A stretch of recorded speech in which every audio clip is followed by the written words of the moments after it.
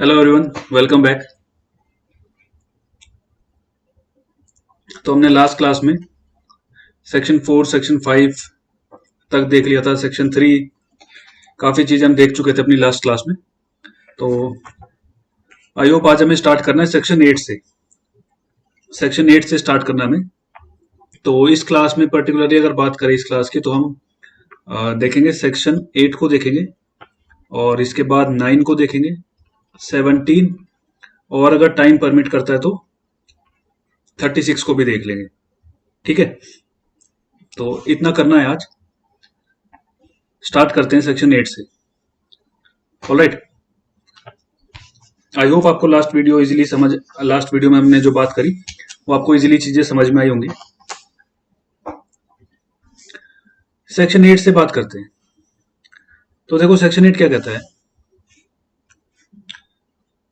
A judicial authority before which an action is brought in a matter which is subject of an arbitration agreement shall, if a party to an arbitration agreement or any person claiming through or under him so applies, not later than the date of submitting the first statement, on the substance of the dispute, then, notwithstanding any judgment, decree, order of Supreme Court or any court, refer the parties to arbitration unless it finds that prima facie no valid arbitration agreement exists. The application referred to in subsection 1 shall not be entertained unless it is accompanied by the original arbitration agreement or a duly certified copy thereof. Alright, तो मैं आपको एक चीज clear कर देता हूं कि यहां पर कुछ अमेंडमेंट्स हुई थी, और उन अमेंडमेंट से सेक्शन 8 में कुछ चेंजेस किए गए थे। ठीक है, तो अगर मैं आपको दिखाऊं, अगर इसमें अवेलेबल हो,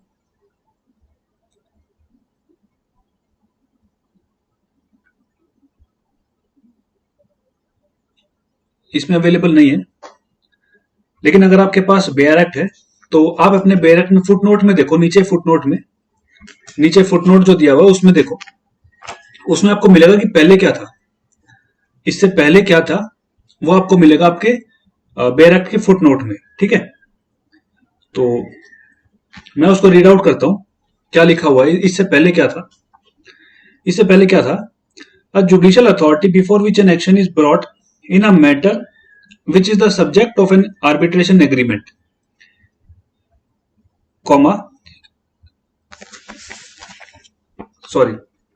मैं दोबारा रीड आउट करता हूं इसको स्टार्टिंग से। देखो, judicial authority before which an action is brought, ये यहां पर भी मिलेगा। यहां तक देखो, मैं आपको बताऊंगा चेंजेस कहां से हुए हैं ना, और क्या क्या चेंजेस हुए हैं, तो हमें वो सारी चीजें देखनी है। देखो, a judicial authority before which an action is brought in a matter which is the subject of an arbitration agreement shall, तो a judicial authority before which an action is brought in a matter which is subject of an arbitration agreement shall, तो अगर आप देख सकते हो तो यहाँ पर चेंजेस आपको दिखाई देंगे। अगर आपके पास बेयर एक्ट है तो काफी इजी होगा आपके लिए। अगर आपके पास बेयर एक्ट नहीं भी है तो आप उसको गूगल से डाउनलोड कर सकते हो, पुराने वाला बेयर एक्ट। मेरे पास एक्चुअली जो ये बेयर एक्ट है स्क्रीन पर, ये लेटेस्ट अमेंडमेंट के साथ, और इसमें फुटनोट नीचे दिया नहीं हुआ। अगर इसमें फुटनोट दिया होता तो मैं आपको ज्यादा इजीली समझा पाता, बट जैसा कि मैं देख पा रहा हूं इसमें फुटनोट अवेलेबल है नहीं। ठीक है, तो बट मैं आपको वैसे बता देता हूं कि डिफरेंसेस क्या हुए पहले में और अब में। देखो, सेक्शन 8 बात क्या करता है, पहले हम ये बात समझते हैं। एग्जाम्पल से समझाता हूं मैं आपको। सेक्शन 8 में सपोज ए और बी है, ठीक है, दो पार्टी हैं ए और बी। ठीक है,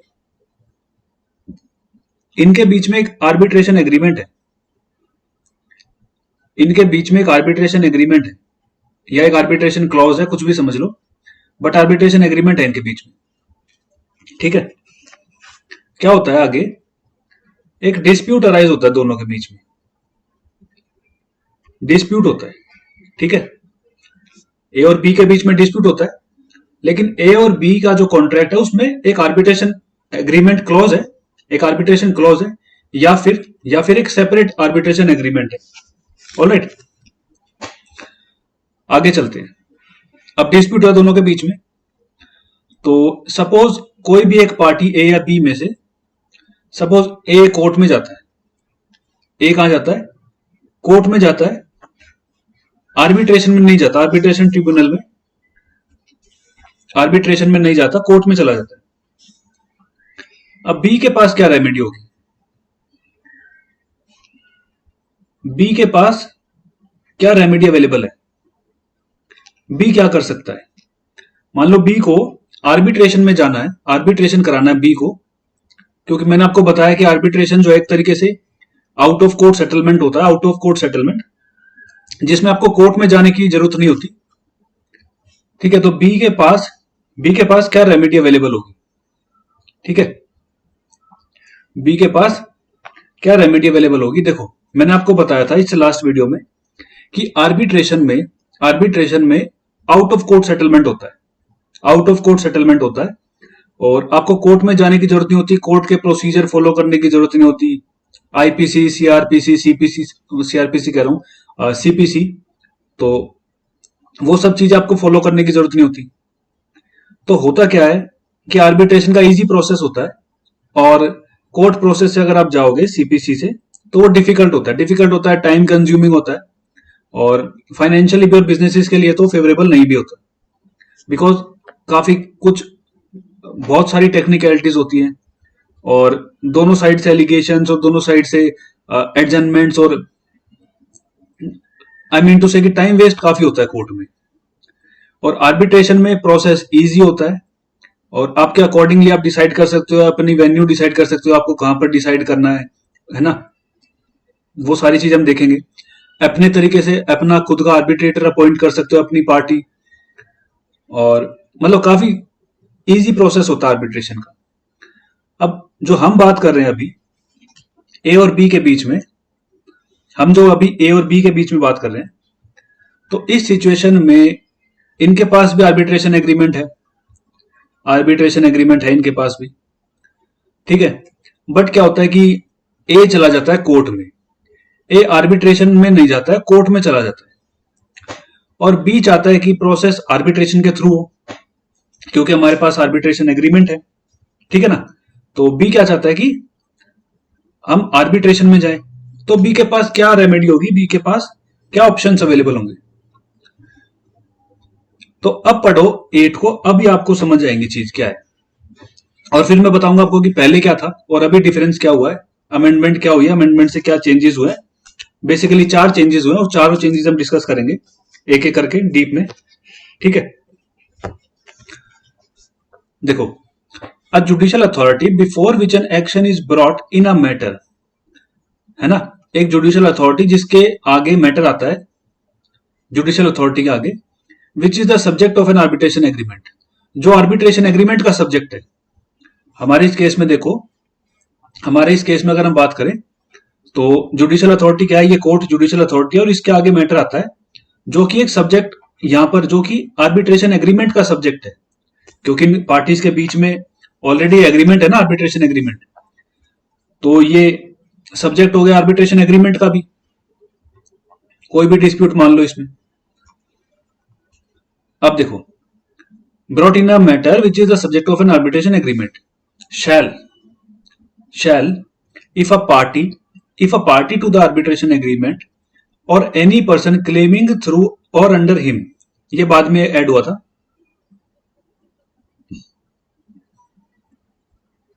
ये पार्ट, ठीक है, ये पार्ट बाद में ऐड किया गया था, पहले यहां पर सिर्फ पार्टी लिखा हुआ था, पहले सिर्फ पार्टी लिखा हुआ था, ये पार्ट और any person claiming through or under him बाद में हुआ था, हम देखेंगे इसका रीजन क्या है।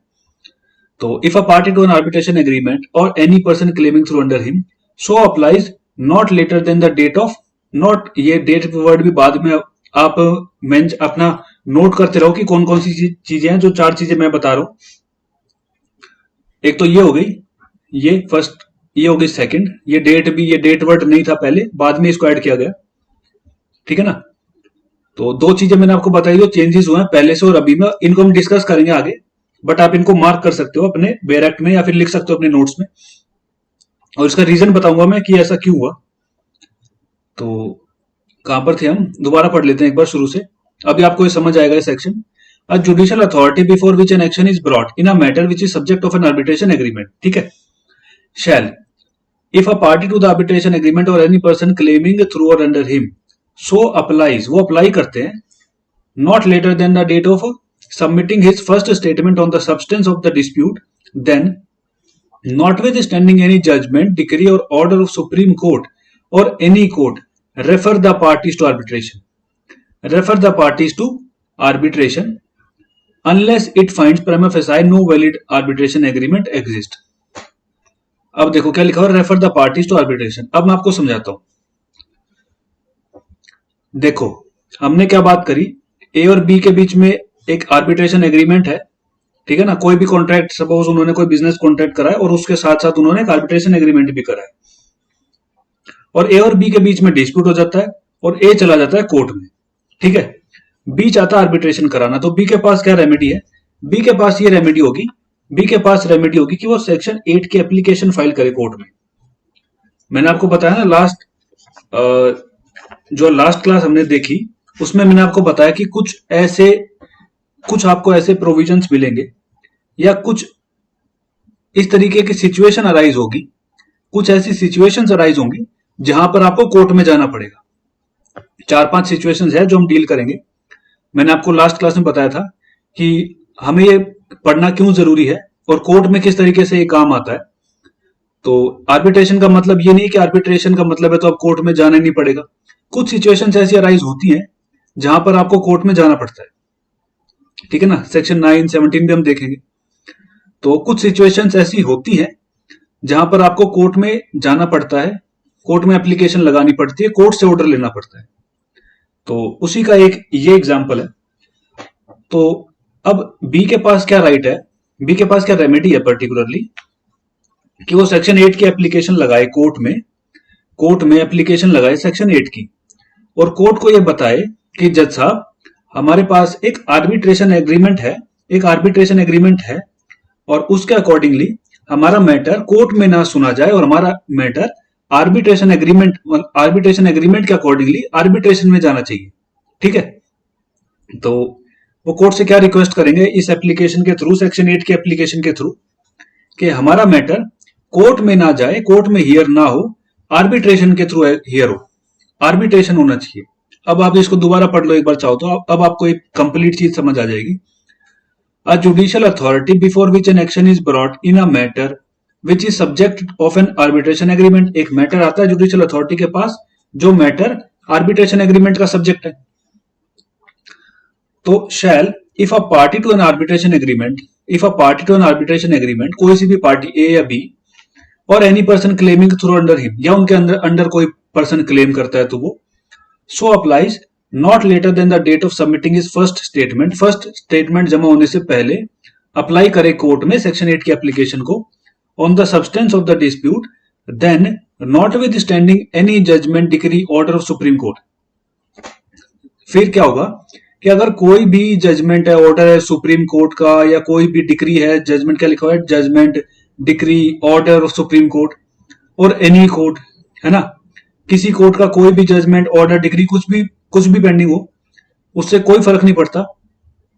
कोर्ट को क्या करना पड़ेगा, कोर्ट को रेफर करना पड़ेगा इन दोनों पार्टी को, कहां पर, आर्बिट्रेशन को। मतलब आर्बिट्रेशन अगर आप एग्रीमेंट है तो आपको आर्बिट्रेशन में जाना पड़ेगा, ठीक है, unless it finds that prima facie no valid arbitration agreement exist. अगर ये पता चलता है, अगर ऐसा होता है कि भाई कोर्ट को लगता है कि नहीं कोई आर्बिट्रेशन एग्रीमेंट नहीं है इन पार्टीज के बीच में, तो ये एक्सेप्शन है।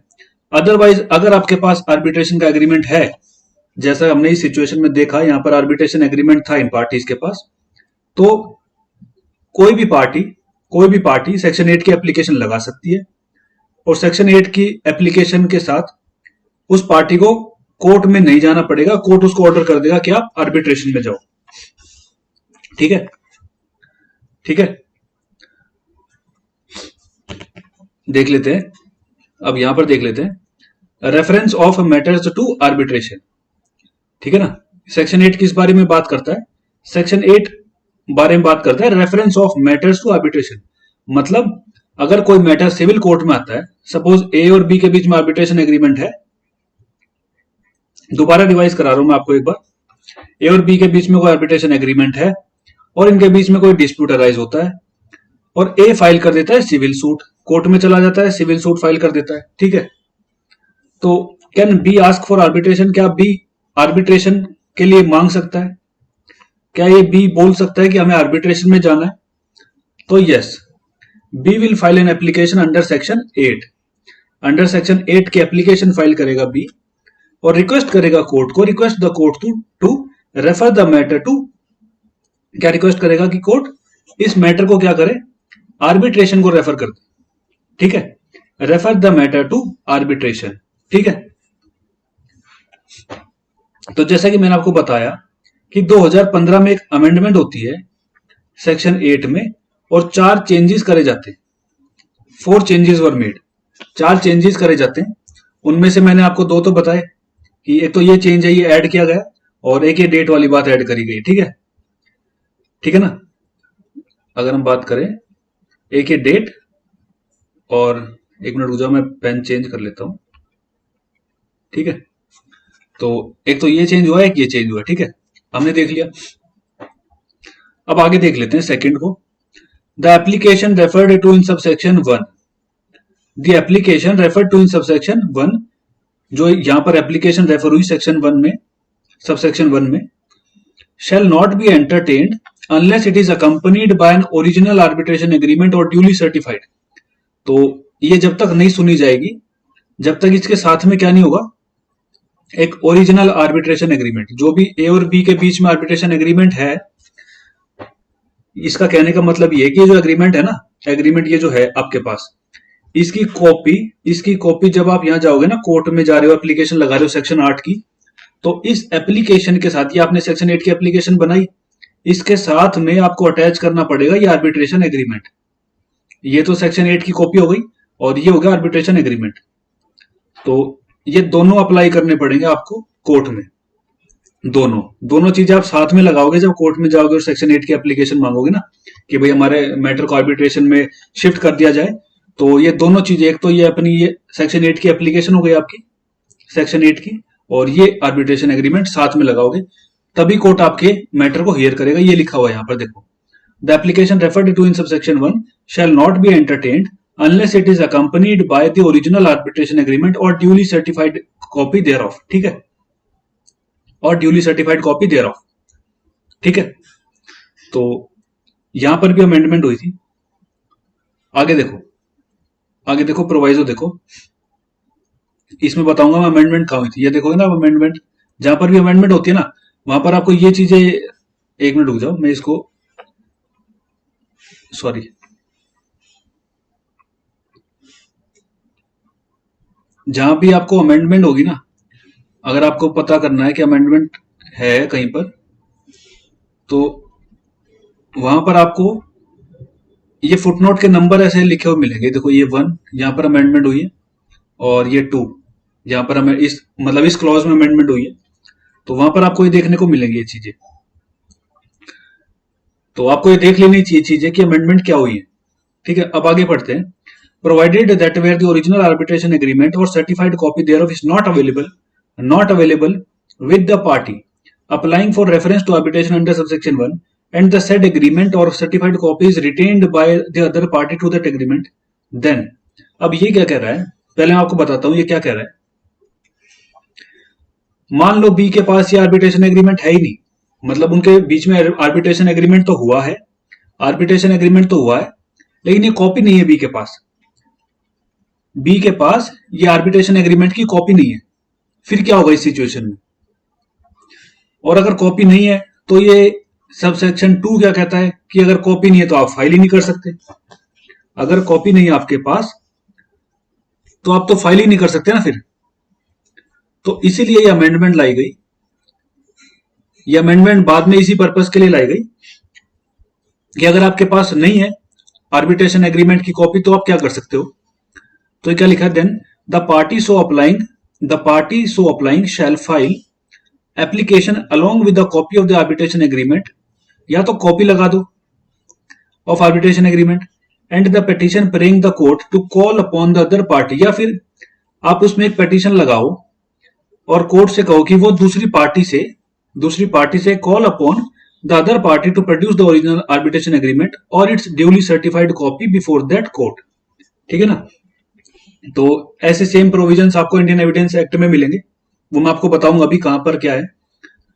तो आप क्या कर सकते हो इस सिचुएशन में बी क्या कर सकता है, बी के पास मान लो नहीं है तो या तो उसकी कॉपी लगा दे, अगर उसके पास ओरिजिनल नहीं है तो कॉपी लगा दे, या फिर एक पिटीशन लगाए और कोर्ट से रिक्वेस्ट करे कि वो ए से ही मांग ले, अगर ए के पास अवेलेबल एग्रीमेंट, ओरिजिनल एग्रीमेंट या सर्टिफाइड कॉपी जो भी है, तो एक एप्लीकेशन इसके साथ में लग जाएगी।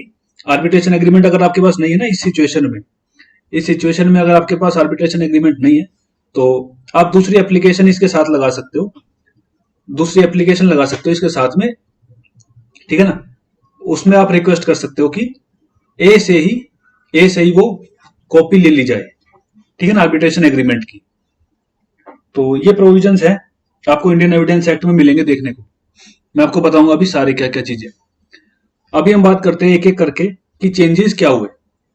सबसे पहली बात मैंने आपको बताई पार्टी की, कि पहले पार्टी वर्ड लिखा हुआ था और अब आपको देखने को क्या मिलेगा, इधर ये देखो, और any person claiming through or under him, ये बाद में ऐड हुआ। तो इसकी जरूरत क्यों पड़ी, क्योंकि पहले सिर्फ पार्टी लिखा हुआ था। तो अगर सपोज ए और बी के बीच में डिस्प्यूट हो रहा था, और ए और बी सिग्नेटरीज हैं आर्बिट्रेशन एग्रीमेंट, ये आर्बिट्रेशन एग्रीमेंट है और इस पे ए ने साइन किया हुआ है और बी ने साइन किया हुआ है। ठीक है। तो इस सिचुएशन में मान लो बी ने अपनी प्रॉपर्टी या अपने ट्रांजैक्शन, या सपोज बी की डेथ हो जाती है और सी आ जाता है, या कोई भी मान लो बी ने सेल कर दी कोई चीज अपनी और यहां पर रोल में सी आ गया, बी की जगह सी आ गया डिस्प्यूट में, तो अब सी ने तो यहां पर साइन किया हुआ नहीं था, सी ने तो इस एग्रीमेंट पे साइन नहीं किया था।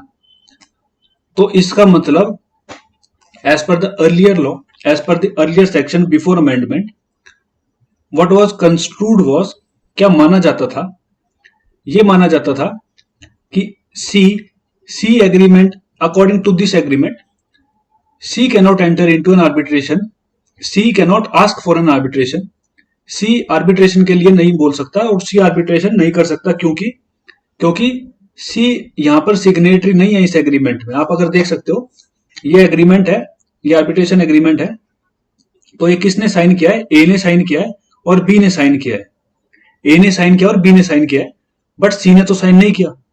तो ये इशू था कि अब अगर इन दोनों को, अब अगर मान लो ए और सी है, बी ने तो सपोज अपना सेल कर दिया, डेथ हो गई, XYZ कोई भी रीजन है, और सी आ गया उसकी जगह पर, तो अब क्या सी ए से आर्बिट्रेशन मांग सकता है?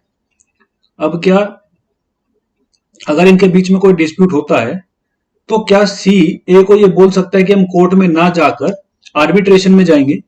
तो the answer was earlier the answer was no. ठीक है, क्योंकि सी ने तो इस पे साइन किया नहीं है, सी तो आर्बिट्रेशन एग्रीमेंट का पार्ट नहीं है। तो ये कंस्ट्रूड किया जाता था इस पार्टी वर्ड से, कि ये पार्टी वर्ड जो लिखा है इसमें सिर्फ पार्टी को ही माना जाएगा और उसके अलावा कोई नहीं माना जाएगा। ये मैं नहीं बोल रहा हूं, ये एक जजमेंट है सुप्रीम कोर्ट की, मैं आपको दिखाता हूं। ये जजमेंट है सुप्रीम कोर्ट की, Sukanya holdings versus Jayesh H Pandya 2003 supreme court. इस जजमेंट के अकॉर्डिंगली सुप्रीम कोर्ट ने क्या किया, सुप्रीम कोर्ट ने सेक्शन 8 को कंपेयर किया सेक्शन 45 और 54 में। अगर हम देखें सेक्शन 45 और 54, हमें वो अभी पढ़ना नहीं है उसको, बट मैं आपको सिर्फ एक कंपैरिजन के लिए दिखा देता हूं। सेक्शन 45 और 54 की बात कर रहे हैं, ठीक है, क्योंकि वो इसी आर्बिट्रेशन एग्रीमेंट का पार्ट है, सेक्शन 45 और 50। दूसरा क्या है 54, तो 45 और 54। तो 45 देख लो आप क्या लिखा हुआ इधर, notwithstanding anything contained in part 1 of the or in the code of civil procedure, a judicial authority when seized of an action in a matter in respect of which the parties have made an agreement referred to in 44 shall at the request of one of the parties, ये देखो, shall at the request of one of the parties or any person claiming through or under him, यहां पर लिखा हुआ ना ये word. और similarly यही सिचुएशन आपको मिलेगी 54 में। तो कोर्ट ने इसको नोटिस किया कि भाई जब सेम एक्ट में वहां पर ये चीज लिखी हुई है, सेम एक्ट में यहां पर भी आपको देखने को मिल जाएगी चीज, on being dispute being part including arbitration agreement with refer to present or future which is valid under section shall refer the parties either of them, और ये देखो यहां पर देखो any person claiming through under him. तो court ने क्या notice करा, कोर्ट ने क्या नोटिस करा कि भाई सेम एक्ट के अंदर एक जगह पर चीजें लिखी हुई है और एक जगह पर नहीं लिखी हुई। इसका मतलब लेजिस्लेचर ये नहीं चाहता था कि यहां पर पार्टीज के अलावा कोई और आर्बिट्रेशन में एंटर करे। इसका मतलब कोर्ट ने ये निकाला कि भाई अगर लेजिस्लेचर ये चाहता, लेजिस्लेचर मतलब जिसने एक्ट बनाया पार्लियामेंट या स्टेट लेजिस्लेचर, इस केस में पार्लियामेंट, तो उन्होंने लेजिस्लेचर ने ये नहीं सोचा होगा या ये नहीं चाहा होगा कि पार्टीज में हम किसी और को भी इंक्लूड करें। तो क्या करते हैं, सुप्रीम कोर्ट क्या हेल्ड करता है, सुप्रीम कोर्ट क्या हेल्ड करता है, that a non signatory cannot file an application under section 8। ठीक है, मतलब जिसने साइन नहीं किया हुआ, ये पहले हेल्ड करता है सुप्रीम कोर्ट कि भाई अगर ये मैटर है और अगर सी ने इस पे साइन नहीं किया हुआ तो सी ये आर्बिट्रेशन में एंटर नहीं कर सकता, सॉरी, आर्बिट्रेशन में एंटर नहीं कर सकता और सेक्शन 8 की एप्लीकेशन फाइल नहीं कर सकता। हो गया।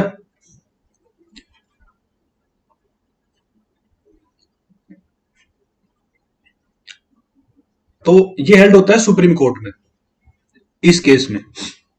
इसके बाद आगे चलते, दूसरा केस आता है, chloro controls versus 7 Trent water purification 2013 supreme court, 2013 supreme court. ठीक है, इसमें क्या होता है, इसमें सुप्रीम कोर्ट क्या हेल्ड करता है, Supreme Court held that we should adopt a broader interpretation, हमें ब्रॉड इंटरप्रिटेशन करनी चाहिए, इतनी लिमिटेड ये इंटरप्रिटेशन नहीं करनी चाहिए, एक ब्रॉड इंटरप्रिटेशन करनी चाहिए, है ना। And even a non party should be allowed to file an application, और जो एक नॉन पार्टी है उसको भी अलाउ करना चाहिए कि वो एप्लीकेशन फाइल कर सके। तो इस केस में सुप्रीम कोर्ट ये हेल्ड कर देता है, chloro controls versus 7 Trent water purification 2013 supreme court. ठीक है, तो इसी के बाद फिर अमेंडमेंट होती है और उस लाइन को उसमें ऐड कर दिया जाता है, किसको, any person claiming through or under him. ठीक है, अब दूसरे इशू पर चलते हैं। दूसरा इशू हमारे पास है आर्बिटेबिलिटी ऑफ द मैटर। अब मैं आपको ये पहले समझाता हूं। देखो क्या होता है, दूसरे सिचुएशन में क्या होता है, आर्बिटेबिलिटी ऑफ द मैटर का क्या मतलब है कि ए बी वही सेम सिचुएशन, आर्बिट्रेशन एग्रीमेंट है इनके पास और कोर्ट में बात जाती है। ठीक है, कोर्ट में बात जाती है तो वही सेम सिचुएशन बी क्या करता है, अंडर सेक्शन 8 एप्लीकेशन फाइल करता है कोर्ट में आर्बिट्रेशन में जाने के लिए, तो क्या होता है, कोर्ट यहां पर ये डिसाइड करता है पहले, कोर्ट यहां पर ये डिसाइड करता है पहले कि क्या पार्टीज को आर्बिट्रेशन में भेजना चाहिए, कोर्ट यहां पर ये डिसाइड करने बैठ जाता है इस एप्लीकेशन को सेंड करने से पहले कि क्या पार्टीज का मैटर आर्बिट्रेशन में जाने लायक है, क्या आर्बिट्रेशन में भेजना चाहिए। और इसी में काफी टाइम खराब हो जाता है, इसी में काफी टाइम खराब होने लग जाता है। ठीक है, तो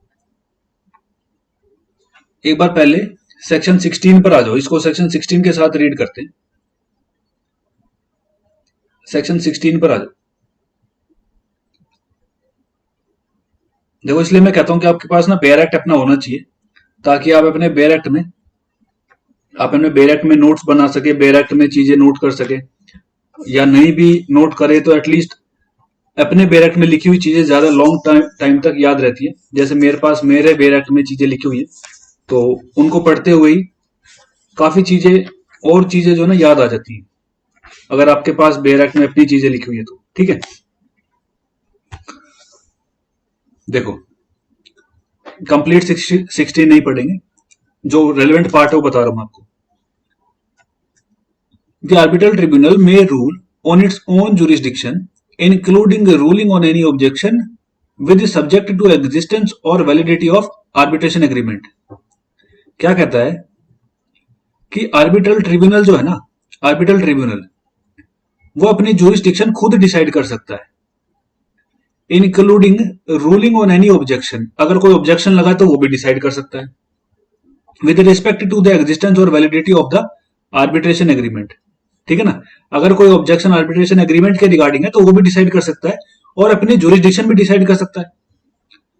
इसका मतलब क्या हुआ कि यहां पर जो टाइम खराब हो रहा था, यहां पर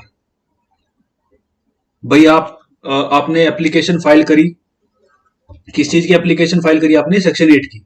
ठीक है, अब सेक्शन 8 की एप्लीकेशन आपने फाइल करी, तो उसको कोर्ट अलग से एग्जामिन करेगा। कोर्ट उसको एग्जामिन करेगा कि क्या ये मैटर आर्बिट्रेबल है, क्या ये आर्बिट्रेशन में भेजने लायक है, क्या भेजना चाहिए, उसकी जुरिस्डिक्शन चेक करेगा कोर्ट। और वहां पर इतना टाइम खराब होने के बाद फिर आप आर्बिट्रेशन में जाओगे, अगर कोर्ट मना कर देता है तो फिर आप अपील में जाओगे, रिवीजन में जाओगे। तो इस वजह से इसको कोर्ट ने बोला कि जब सेक्शन 16 अवेलेबल है और ऑलरेडी आर्बिट्रल ट्रिब्यूनल जो है ना, जो आर्बिट्रल ट्रिब्यूनल है वो अपनी जुरिस्डिक्शन खुद ही डिसाइड कर सकते हैं कि उनके पास जुरिस्डिक्शन है या नहीं है, नहीं होगी तो खुद मना कर देंगे। तो why there is unnecessary wastage of time, है ना। तो कोर्ट को यहां पर ये सारी चीजें डिसाइड करना और यहां पर अननेसेसरी टाइम वेस्ट करना, तो आप डायरेक्ट उसको सेंड करो। आपके पास एप्लीकेशन आई सेक्शन 8 की, और आपको बस ये चेक करना है कि आर्बिट्रेशन एग्रीमेंट है, आर्बिट्रेशन एग्रीमेंट एग्जिस्ट करता है तो आप उसको सेंड कर दो आर्बिट्रेशन में। ठीक है ना, आप उसको आर्बिट्रेशन ट्रिब्यूनल में सेंड कर दो, उसको पार्टीज को आर्बिट्रेशन में जाने के लिए बोल दो। और आर्बिट्रेशन ट्रिब्यूनल के पास पावर है सेक्शन 16 में, आर्बिट्रेशन ट्रिब्यूनल के पास पावर है सेक्शन 16 में कि वो अपनी जुरिस्डिक्शन खुद डिसाइड कर लेंगे। ठीक है ना, ठीक है। तो अब देखो, तो कौन से मैटर है which matters are triable by arbitration, कौन से मैटर है जो आर्बिट्रेशन में ट्राइबल है, जिसको आप आर्बिट्रेशन में ले जा सकते हो। देखो हर मैटर को आप आर्बिट्रेशन में नहीं ले जा सकते, किसी का मर्डर हो गया तो आप उसको आर्बिट्रेशन में नहीं ले जा सकते। ठीक है ना, कोई रेंट मैटर है उसको आप आर्बिट्रेशन, तो हम देखेंगे क्या क्या मैटर है, तो कौन कौन से मैटर है वो कहां पर डिसाइड होता है। एक केस आता है Booz Allen versus SBI Home Finance 2011 Supreme Court. इसमें सुप्रीम कोर्ट कुछ मैटर्स बताता है, जिस मैटर्स को आप क्या कर सकते हो, आर्बिट्रेशन में ले जा सकते हो। इन मैटर्स को आप आर्बिट्रेशन में ले जा सकते हो। ठीक है, following cases should not be referred to arbitration, मतलब इनको आप आर्बिट्रेशन में नहीं ले जा सकते, sorry, should not be referred to arbitration. ठीक है, इनको आप आर्बिट्रेशन में नहीं ले जाओगे इन मैटर्स को। पहला मैटर है क्रिमिनल ऑफेंस का, दूसरा मैट्रिमोनियल डिस्प्यूट्स का, तीसरा गार्डियनशिप मैटर है ना, और इंसॉल्वेंसी और वाइंडिंग अप के मैटर्स को, और फिर आता है पांचवा testamentary matters like will, succession certificate, इस तरीके के मैटर्स। तो इनको आप नहीं ले जाओगे, क्योंकि एक रीजन तो ये भी है कि इनके अपनी स्पेशल ट्रिब्यूनल्स है, स्पेशल कोर्ट्स हैं। अब विल के लिए प्रोबेट कोर्ट होती है ना, इंसॉल्वेंसी वाइंडिंग अप के लिए आपको पता अलग से कोर्ट है, स्पेशल कोर्ट्स होती है इनके लिए। ठीक है, मैट्रिमोनियल के लिए फैमिली कोर्ट्स हैं, तो इनके लिए स्पेशल और क्रिमिनल तो आ ही नहीं सकता। तो ये कुछ ऐसे ऑफेंसेस हैं जिनके लिए स्पेशल कोर्ट बनी हुई है, तो इनको आर्बिट्रेशन में नहीं ले जा सकते। फिर एक दूसरा केस है ए अयप्पा स्वामी और ए परामिशिवन 2016, ये भी सुप्रीम कोर्ट का मैटर है। ठीक है, क्या हो गया इसको, why is this not working? Ink खत्म हो गई क्या इसकी? इंक होती है क्या इसमें? अच्छा चल गया। तो ए अया अया क्या है, sorry, A Ayya Swamy versus A Paramasivam 2016 Supreme Court. तो इसमें क्या होता है, इसमें कोर्ट क्या हेल्ड करता है, that matters relating to serious frauds can not be refer to arbitration. Serious fraud का कोई मैटर है, सीरियस फ्रॉड का, तो इसको भी आप आर्बिट्रेशन में रेफर नहीं कर सकते, है ना। तो हमने देखा कुछ मैटर्स हैं जिनको आप आर्बिट्रेशन में रेफर नहीं कर सकते, ये सारे मैटर आर्बिट्रेशन में नहीं सुने जाएंगे, ठीक है। इसके बाद एक और केस आ जाओ, Himangi enterprise versus Kamaljit Singh 2017 supreme court held that disputes relating to tenancy, किराएदारी और and eviction can not be arbitrated, है ना। तो टीनेंसी और एविक्शन के जो मैटर्स है उनको भी आप नहीं ले जा सकते आर्बिट्रेशन में, क्योंकि इनके लिए भी आपको देखने को मिलेगा कि स्पेशल कोर्ट्स होती है ना। टीनेंसी के लिए स्पेशल कोर्ट होती है, रेंट कंट्रोल बोलते हैं उनको। तो ये हो गया। आगे बात आ जाते हैं, आगे बात करते हैं time limit to file an application पर। तीसरे इशू पर आ जाते हैं। तीसरा इशू क्या है, time limit to file an application. अब टाइम लिमिट का क्या मतलब है, मैंने जो आपको बताया इसमें सेक्शन 8 में डेट वर्ड को ऐड किया गया। डेट वर्ड, पहले डेट वर्ड नहीं था इसमें, पहले जो था अमेंडमेंट से पहले डेट वर्ड नहीं था, बाद में डेट वर्ड को ऐड किया गया। कहां पर गया ये जो डेट वर्ड आपको दिख रहा है ना इधर, ये डेट, ये पहले नहीं था, ये बाद में ऐड किया गया। तो इसका मीनिंग क्या निकलता है, इसका मीनिंग क्या होता है, देखो नॉर्मली बताता हूं, पहले बताता हूं क्या होता है। ए और बी है, तो अगर आप सिविल सूट्स के बारे में थोड़ी जानकारी रखते हैं, एक मिनट को, बैटरी खत्म हो गई लैपटॉप की, सो चार्जिंग पे लगा लेते हैं इसको।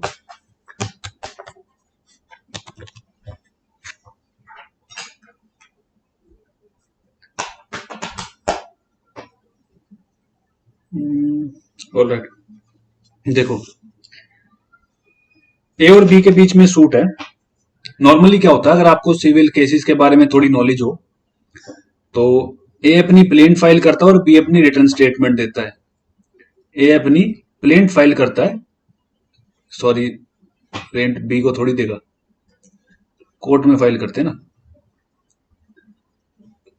कंफ्यूज हो जाओगे आप। ये कोर्ट है, ये कोर्ट है, कोर्ट। और तो ए अपनी प्लेन फाइल करता है और इसके रिप्लाई में बी अपनी रिटर्न स्टेटमेंट फाइल करता है, रिटर्न स्टेटमेंट बोलते हैं WS, और ये अपनी प्लेन फाइल करता है, ठीक है। तो इसकी प्लेंट जो है फाइल होती है ए की, तो उसके बाद बी के पास क्या होती है, रिटर्न स्टेटमेंट फाइल करनी होती है बी को। तो इस रिटर्न स्टेटमेंट को फाइल करने का टाइम पीरियड आपको ऑर्डर 8 में मिलेगा, ऑर्डर 8 CPC, ओ मतलब ऑर्डर है, ऑर्डर 8 CPC मिलेगा आपको। तो नॉर्मली रिटर्न स्टेटमेंट को फाइल करने का टाइम पीरियड होता है 30 डेज का, 30 डेज का, ठीक है। लेकिन इसको कोर्ट से रिक्वेस्ट करके आप इसको एक्सटेंड करा सकते हो 90 डेज के लिए, 90 डेज के लिए।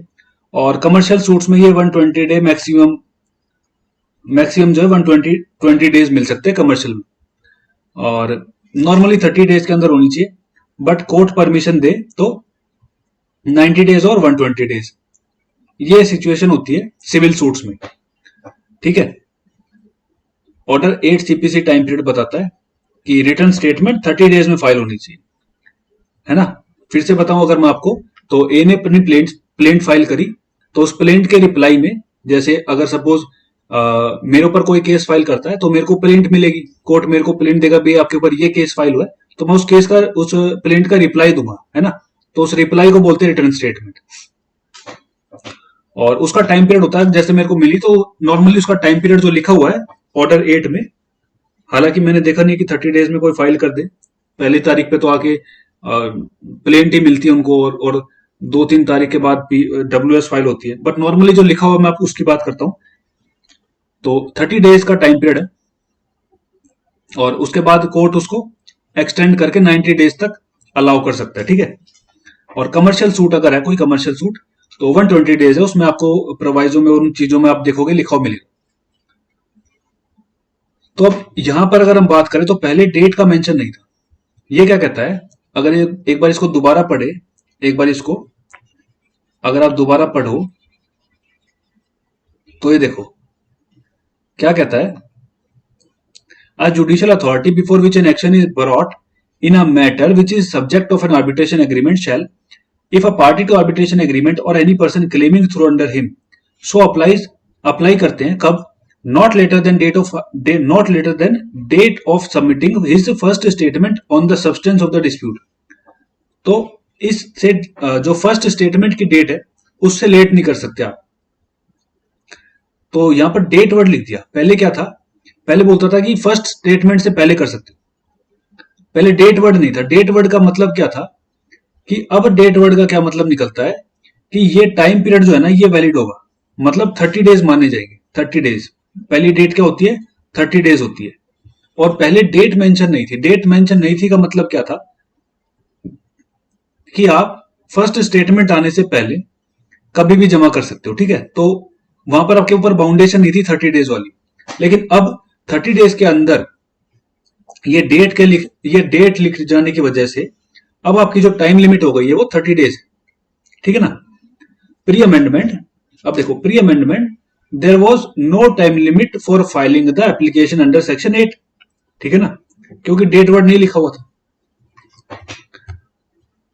But now the word date has been added, ठीक है ना, now the word date has been added, और इसकी वजह से टाइम लिमिट जो मैंने आपको बताई कि WS फाइल करने की जो टाइम लिमिट होती है वो 30 डेज की होती है ऑर्डर 8 के अकॉर्डिंगली CPC, ठीक है।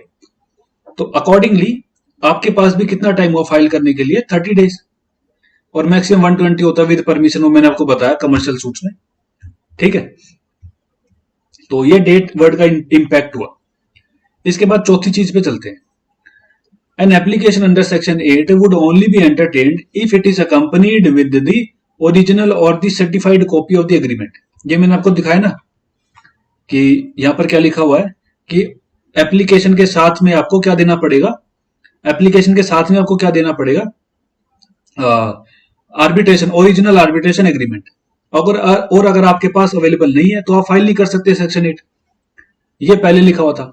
लेकिन बाद में इसके साथ ये बाद में अमेंडमेंट से प्रोवाइजो को ऐड किया गया है ना, और उसमें वो लिखा गया कि आप ये देखो, ये केस आता है पहले Magma leasing versus Mahadevi Lata. इसमें क्या हेल्ड होता है, that if there is no original agreement then no application would lie. ये पहले आता है, अमेंडमेंट से पहले की बात है ये, कि अगर आपके पास ओरिजिनल एग्रीमेंट नहीं है, अगर आप सपोज आपको आर्बिट्रेशन एग्रीमेंट है आपके पास, आपने एंटर किया है, लेकिन आपके पास कॉपी नहीं है, आपके पास ओरिजिनल नहीं है, और आप चाहते हो डिस्प्यूट में कि आप आर्बिट्रेशन एग्रीमेंट में जाओ, लेकिन आप जा नहीं पाओगे। क्यों नहीं जा पाओगे, क्योंकि आपको सेक्शन 8 की एप्लीकेशन लगानी है, तो उसके साथ में आपको आपका एग्रीमेंट चाहिए, ओरिजिनल आर्बिट्रेशन एग्रीमेंट। बट इस सिचुएशन में आपके पास है नहीं, आपके पास अवेलेबल नहीं है। सपोज वो जो ओरिजिनल आर्बिट्रेशन एग्रीमेंट था वो ए के पास था और बी ने उसकी कॉपी भी नहीं रखी। तो पहले क्या था, 2009 में अगर आप देख सकते हो तो सुप्रीम कोर्ट ने ये हेल्ड करा था कि भाई जो वर्डिंग्स है सेक्शन 8 की उसके अकॉर्डिंगली आपको ओरिजिनल एग्रीमेंट साथ में लगाना पड़ेगा, अगर नहीं है तो आप फाइल नहीं कर सकते। तो आपके पास राइट नहीं कि आप आर्बिट्रेशन में जाओ, आप नॉर्मल सिविल सूट फाइल करो, ठीक है। तो now an amendment has been added, तो अब एक अमेंडमेंट करी गई, और प्रोवाइजो में मैंने आपको पढ़ाया जैसे, तो वहां पे आपको देखने को मिलेगा क्या लिखा हुआ है। यहां पर मैं आपको दिखा दूं इस प्रोवाइजो में, तो आप एक कॉपी जमा कर सकते हो और कोर्ट से प्रे कर सकते हो कि दूसरी पार्टी से मंगा ले। भाई उसके पास अवेलेबल है ना आर्बिट्रेशन एग्रीमेंट, तो वो लिया है पार्टी, कोर्ट को तो एग्रीमेंट से मतलब है। है ना। तो यही आपको सेक्शन 66, 89, 163, अगर इंडियन एविडेंस एक्ट की बात करो तो सेम चीजें आपको, सेम प्रोविजंस वहां पर मिलेंगे इसी तरीके के, कि अगर आपके पास कोई डॉक्यूमेंट नहीं है तो आप दूसरी पार्टी से मंगा लो उसको। तो now according to Indian Evidence Act, an petition under 66, 89, 163 etcetera can be made praying for the directions to the other party to produce the original. तो दूसरी पार्टी को डायरेक्शन दे दो कि वो ओरिजिनल प्रोड्यूस कर दे, है ना। तो सेम चीज है, कोर्ट को किससे मतलब, भाई कोर्ट को किससे मतलब है, एग्रीमेंट से। अब एग्रीमेंट मेरे पास है या उसके पास है, उससे तो मतलब नहीं है ना। तो मंगा लो उसको दूसरी पार्टी से। तो ये अमेंडमेंट करके इसको ऐड कर दिया गया जो पहले नहीं था, ठीक है। तो आई होप आपको पूरा सेक्शन 8 समझ में आया होगा, और क्या क्या चेंजेस इसमें हुए, क्या क्या जजमेंट्स थी, वो मैंने आपके साथ सारी डिस्कस कर ली। तो अब की सिचुएशन क्या है कि अगर आपको आपके पास आर्बिट्रेशन एग्रीमेंट है, और आपको आपको क्या करना है, आपको जाना है आर्बिट्रेशन में, कोर्ट में नहीं जाना, सिविल सूट में नहीं जाना, और दूसरी पार्टी फाइल कर देती है सिविल सूट, तो आप नॉर्मली जाओ सेक्शन 8 की एप्लीकेशन फाइल करो। अगर आपके पास आर्बिट्रेशन एग्रीमेंट है तो वेल एंड गुड, नहीं है तो उसकी कॉपी लगा दो, और वो भी नहीं है तो एप्लीकेशन लगाओ कि दूसरी पार्टी से मंगा ली जाए आर्बिट्रेशन एग्रीमेंट की कॉपी, और कोर्ट के पास जाएगा, और कोर्ट क्या करेगा, उसको सेंड कर देगा आर्बिट्रेशन ट्रिब्यूनल में, और ट्रिब्यूनल उसको अपने आप डिसाइड कर लेगा सेक्शन 16 के अकॉर्डिंगली कि ट्रिब्यूनल की जुरिस्डिक्शन बनती है या नहीं बनती है, ठीक है ना। तो अब प्रोसेस भी इजी हो गया है, और ये जो रिक्वायरमेंट थी आर्बिट्रेशन एग्रीमेंट की, इसको भी इजी कर दिया गया है, ठीक है। और ये पार्टीज की जो रिक्वायरमेंट थी कि भाई वही पार्टी कर सकती है, तो उसको भी इजी कर दिया गया है। तो ये सारे चेंजेस सेक्शन 8 में हुए, ठीक है ना। आगे चलते हैं सेक्शन 9 पर। आगे चलते हैं सेक्शन 9 पर। सेक्शन 9 और सेक्शन 17,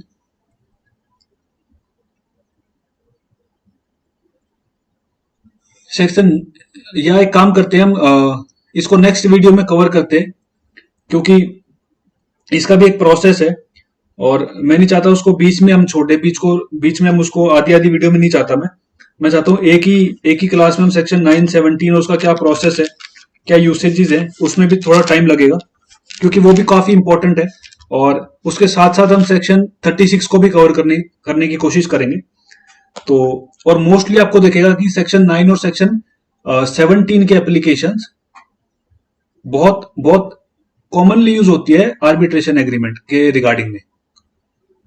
तो इसको यहीं पर एंड करते हैं, और मिलते हैं नेक्स्ट वीडियो में ना। नेक्स्ट वीडियो में मिलते हैं, और नेक्स्ट वीडियो में सेक्शन 9, 17 और 36 को कवर करेंगे, और मैं आपको बताऊंगा प्रैक्टिकलिटी एस्पेक्ट क्या होती है कोर्ट के अंदर, और कोर्ट के अंदर किस तरीके से एक बल्क प्रैक्टिस यूज होती है। और जैसे मैंने आपको, अगर आपने एनआई एक्ट की वीडियोस देखी हो, मैंने एनआई एक्ट को भी कवर किया, आपको प्लेलिस्ट में मिल जाएंगी।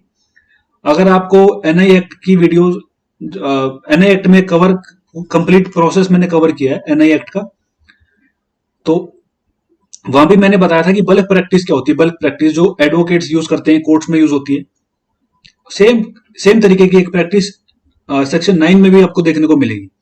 और मैं आपको बताऊंगा कि जो फाइनेंसर्स हैं, गाड़ी फाइनेंस करते हैं, तो वहां पर क्या गड़बड़ी होती है, क्या करते हैं, ठीक है। तो मैं नहीं चाहता कि आधी आधी करके हम उसको करें, मैं एक ही वीडियोस में सारे मैटर को कवर करना चाहता हूं। तो इसके बाद नेक्स्ट वीडियो में मैं उसको डाल दूंगा, ठीक है ना। अभी इसमें सेक्शन 8 भी काफी इंपॉर्टेंट थी, क्योंकि आपको आपको खुद पता चला होगा कि सेक्शन 8 की क्या इंपॉर्टेंस है, ठीक है। तो arbitration is a very interesting subject, है ना। ठीक है, then meet you in the next video. Next video में मिलते हैं। Thank you.